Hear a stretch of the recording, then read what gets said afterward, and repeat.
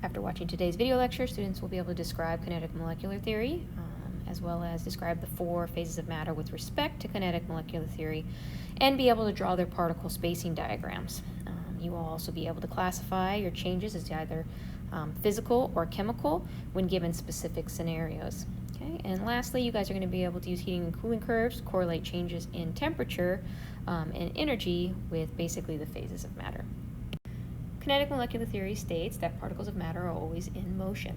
Okay? And so basically, the air that you breathe, that you're breathing into your lungs, is constantly swirling around and moving around you. The chair that you're sitting on, the atoms that make up the plastic in the chair and or the wood that's in the chair, they're constantly vibrating. So basically anything around you that you see or experience or even interact with is going to be constantly in motion. Now, the kinetic energy of the particles that are in the substances are going to have specific speeds or specific vibrational capacities. And the kinetic energy of these particles are going to basically increase as your temperature increases. And I think you guys intuitively understand this already, but just as an example, if you have a pot of water, if you place the pot of water onto your stove, and you turn on the burner, what you notice is initially, the water looks pretty still and calm. But as the heating continues, as you're adding heat energy with the flame from underneath, you start to see kind of a swirling motion and the particles of H2O moving around. And if you stuck a thermometer in, obviously the temperature would be increasing. So basically, you kind of already intuitively understand that as the temperature increases, the particles are going to have a higher kinetic energy or move around more quickly. So let's go ahead and continue on analyzing these particles. So what I'd like you guys to notice here on the particle spacing diagram slide below are the 4 boxes. And in these 4 boxes are the 4 phases of matter. You have solid, liquid, gas, and plasma phases.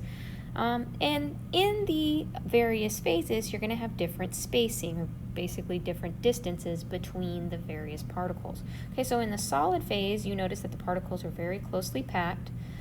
The solid keeps to themselves. It does not fill the container and take on the shape of the container.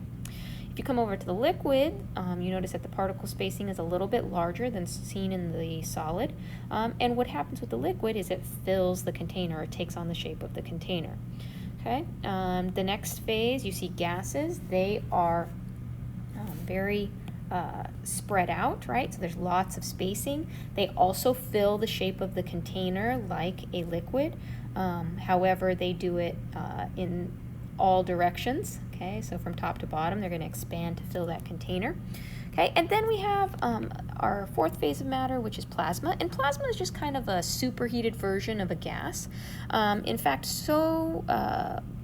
those particles are moving so fast, they have so much energy, that what ends up happening is when they bump into each other, they actually transfer electrons. And what we end up with there are positively and negatively charged particles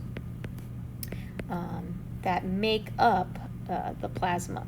Okay, so when you're comparing your diagram for gas versus plasma, the particle spacing is going to look very similar, but one of the key differences is that on the plasma, you're going to indicate positive and negative charges on your particles. So at this point, we've talked about the low spacing of the solid and worked our way all the way up to our plasma and gas spacing, which is relatively large. We've talked about the shapes, right? And so we've talked about how the solids are going to just keep their shape. The liquids are going to fill the container, or take the shape of the container rather. And then gases and plasma are going to expand to fill the container in all directions. Okay. Now the last thing we need to talk about is kinetic energy. Now, kinetic energy, right, is going to be related to our spacing and the types of phases we've entered. Okay, so solids are going to have very low kinetic energy. The liquids have a little bit more, gases have a little bit more, and then plasma, being usually in the form of like a superheated gas, like something we see in the sun, are going to have very high energy in terms of their kinetic energy, and that's what allows them again to transfer electrons when they bump into each other. Okay, so physical properties are characteristics that can be observed or they can be measured without actually altering the substance. So you don't change what the substance is by making your analysis. Okay, so things like melting point or boiling point, those are going to be examples of physical properties. Okay, now a physical change is going to be connected, obviously, to your physical properties. And basically, a physical change is going to be a change that does not change the identity of the substance. Okay, so when I say melt an ice cube, if I take an ice cube, I put it in a cup, I leave it on the countertop, it's going to go from the solid to the liquid phase. Okay, now I still have H2O, it's still water. Okay, it's just now in a different phase of matter, it's in a different form. Okay, so, and if I wanted to, I could take that water, dump it back into the ice cube trays and put it in the freezer, and I could take that liquid form of water and put it back into the solid form.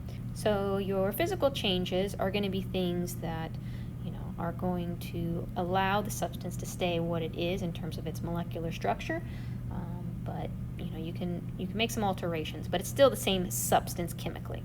So phase changes are just another way of describing physical changes. So phase changes are changes from one physical state, so solid, liquid, gas, plasma, into another, okay? And we've already talked about this a little bit, but basically your phase changes are reversible. We know that we can take that liquid water from the melted ice cube and put it back into the freezer and put that liquid water back into the solid phase. So the reversibility of your phases is what we refer to as a physical change, and a phase change is kind of another way to describe these specific physical changes. Let's go ahead and look at our phase changes. Okay, so melting is going to be when you go from a solid to a liquid. So when you melt that ice cube in that cup, that's an example of melting. Freezing is the reverse of that. We take the liquid and we put it into solid phase. So taking your melted ice cube, putting it back in the freezer is going to cause it to go into the solid phase. So we have freezing happening there. Vaporization is when we go from the liquid phase to the gaseous phase. So when you go from a liquid to a gas, you form what's called a vapor. So that's where we get vaporization from. Condensation is actually the reverse of the vaporization. We go from gas to liquid. So condensation, you guys might see this on your car in the morning. So all the water vapor that gets put into our atmosphere during a hot day, if it cools down in the evening and early morning, what ends up happening is that the water vapor that's in the air will get condensed down on the cold surface of your windshield. Okay, so that's condensation. Okay, now deposition and sublimation are a little different than these two. What I want you guys to notice in these two situations is that basically you are skipping a phase. So all the other examples we've talked about so far, we're going between two phases that just kind of butt right up against each other in terms of kinetic energy and relative spacing. In the case of deposition, in the case of sublimation, you're skipping the phase. So sublimation is going to be when you go from a solid to a gas, okay, without going through the liquid phase. Okay, and so sublimation, guys, actually CO2, dry ice during the Halloween season, right? We use it to create, the smoky effect. So CO2 solid. If you put it on the countertop in a classroom or in your house, it's going to give off CO2 gas. And if you leave it there, there will not be any puddles of liquid formed. Okay, it's going to go directly from that solid form into the gaseous phase. Okay, and that's in contrast with something like an ice cube, for instance, right? You can put an ice cube on a countertop, it's going to melt, and then eventually it will vaporize. But in the case of sublimation, you skip through that liquid phase. You don't actually have it. So sublimation, you're going from a solid to the gas without the liquid phase. Okay, deposition is actually the opposite of that. You're going from a gas to a solid directly, once again without the liquid phase. And remember, again, this is just kind of the reverse of the sublimation process. So you can kind of think of it in terms of the reverse of what you experience during, Halloween celebrations and time. So let's go ahead and look at our heating curve now that we are comfortable with the various phases of matter and phase changes. Okay, so if we go ahead and we look at the heating curve, the first thing you need to notice is the identifications on the X and Y axis. Okay, so we have heat being added on our X axis, and on our Y axis we have temperature. Okay, so our X axis is indicating how much heat energy we're adding to the system, and the y-axis is measuring the temperature or the kinetic energy of the system. Okay, so as we continue on and look at the various portions of the chart, I want to first point out the slope differences. So I want you to notice here, here, and here all correspond to specific phases of matter. So solid, liquid, gas, right? Okay, so we've started with a solid and we're looking at the heating curve of a solid. Okay, and so what we're doing here is we have our solid, our liquid, and our gas. Okay, so those are our phases. The sloped lines are going to represent phases of matter. Okay, now the plateaued portions are going to represent phase changes. Okay, so now if we analyze these various areas with respect to the heat energy and the temperature, that will lead us down a road of understanding kind of what's happening with respect to the energy and the spacing and everything else. Okay, so in terms of our solid, our liquid, and our gas, okay, we know that the sloped portions are all specific phases of matter. Now, for solid, we're going to start at 0 or really low temperature, and we haven't added any heat to the system. Now, as we start to add heat to the system, okay, along, right, so we see that along our x-axis there, what ends up happening is, right, our line, that slope there, begins to form, okay, and concurrently, as we add heat energy, the temperature of our sample is also increasing. Okay, and that's going to be true as you're going through the solid phase. Now, as you're heating up that solid, eventually you're getting closer and closer to the melting point, okay? And so we eventually reach this plateau. And what I want you to notice here is that we're continuing to add heat along this curve, but there is a temperature plateau, right? This temperature plateau is going to be known as your melting point for that specific solid. Okay, so as you continue to add heat, okay, notice the slope of the line flattens out, the temperature remains constant throughout the melting process, okay, and that's your melting point.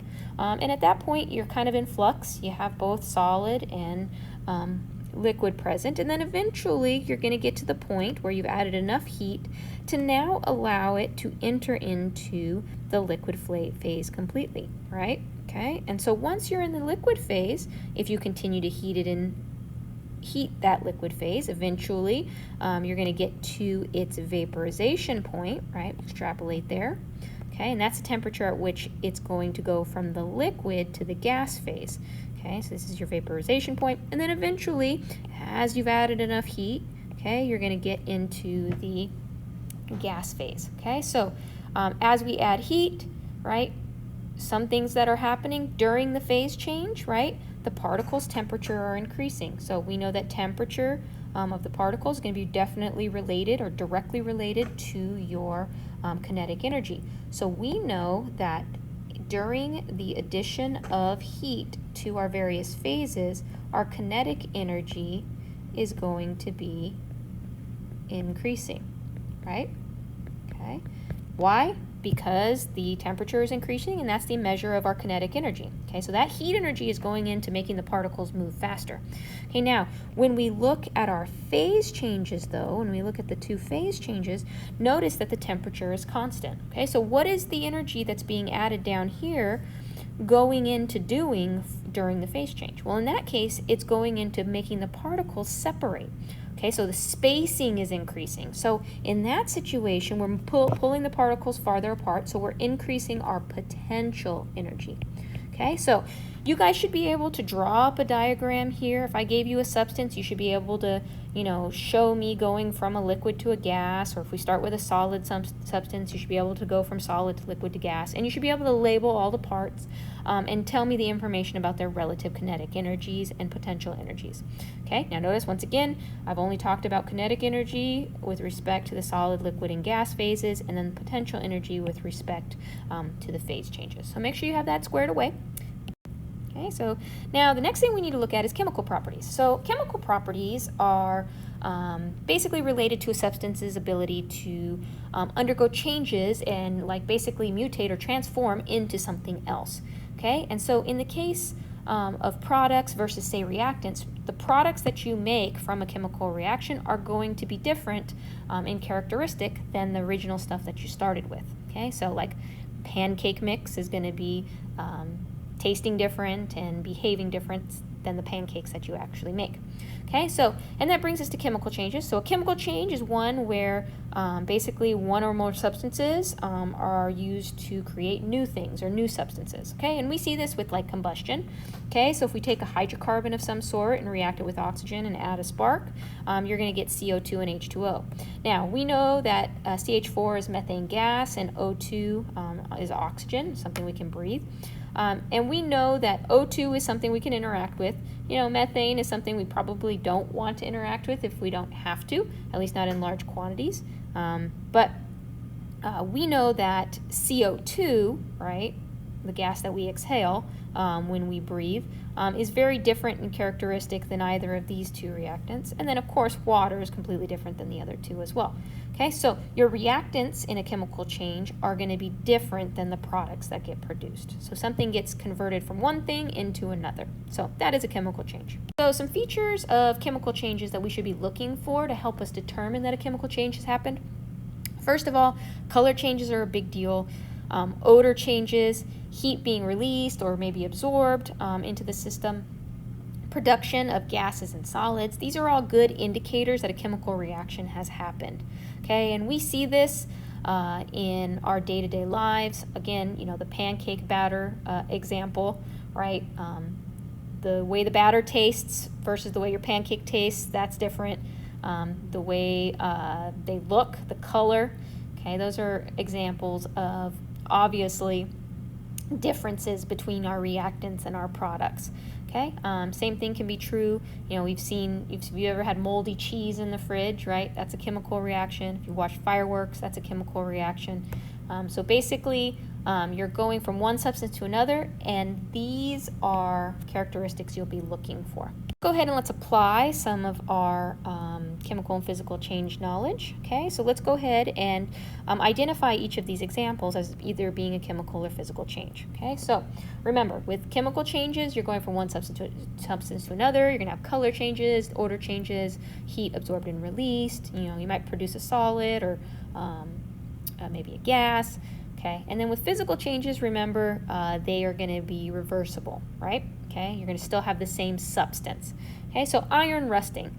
Okay, if you've ever, had an iron, swing set or something kind of old, maybe an old bike you've seen at the junkyard or maybe, somewhere on a hike, you notice that if you pick up those pieces of rusty metal, they're crumbly, they have a reddish color.